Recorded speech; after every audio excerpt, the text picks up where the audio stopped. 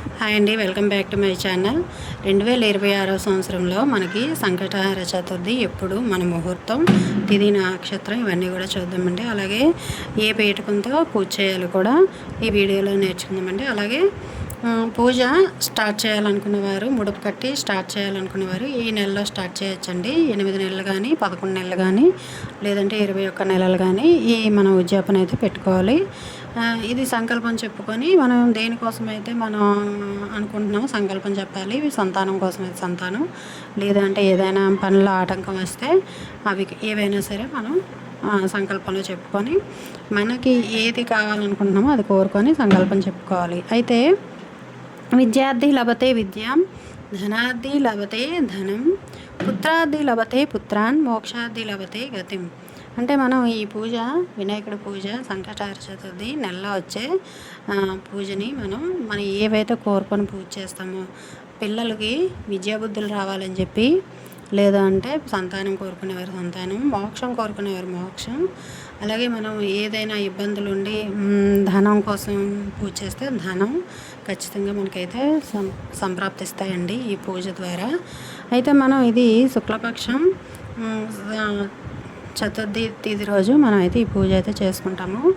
అయితే ఏప్రిల్ 2026 సంవత్సరంలో సంకటహర చతుర్థి తిథి చంద్రోదయ సమయం ఇప్పుడు చూద్దామండి. ప్రారంభం ఏప్రిల్ 5, 2026 సంవత్సరంలో ఉదయం 11:59 ప్రారంభమవుతుందండి.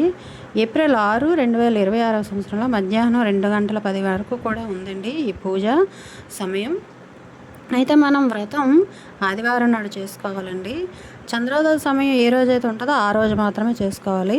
అంటే 6వ తేదీన లేదు కాబట్టి ఈరోజు ఆదివారం 5వ తేదీన రోజు రాత్రి 9:58 చంద్రోదయ సమయం ఉంది కాబట్టి ఆ రోజు మనం చంద్రునికి అర్ఘ్యం ఇచ్చి వ్రతాన్ని అయితే విరమిస్తామండి.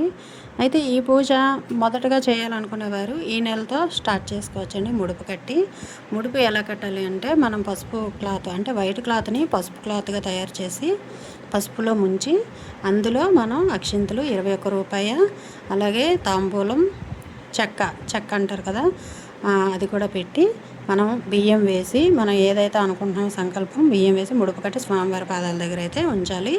అది సాయంత్రం ఆ బియ్యాన్ని నైవేద్యంగా వండి పెట్టి మనం ప్రసాదంగా స్వీకరించాలండి. అయితే ఈ విధానం అంతా కూడా అందరికీ తెలుసు.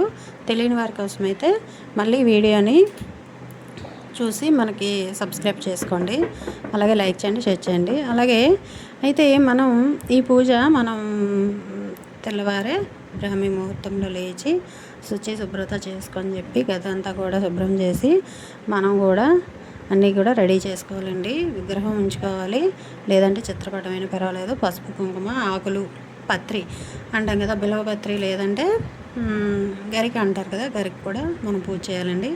పూలు, అలాగే దీపం, అగరబత్తులకి, పాలు, పళ్ళు, మన ఇష్టమైన నైవేద్యం ఏంటంటే గణేశుడికి మోదకాలు, ఇవన్నీ కూడా మనం సమకూర్చుకోవాలి. ఉపవాసం ఉండాలండి ఖచ్చితంగా. ఉదయం స్నానం చేసి శుభ్రమైన బట్టలన్నీ కూడా వేసుకొని రోజంతా ఉపవాసం తీసుకోవాలి. అలాగే పలహారం తీసుకుంటే తీసుకోవచ్చు, పాలు, పళ్ళు.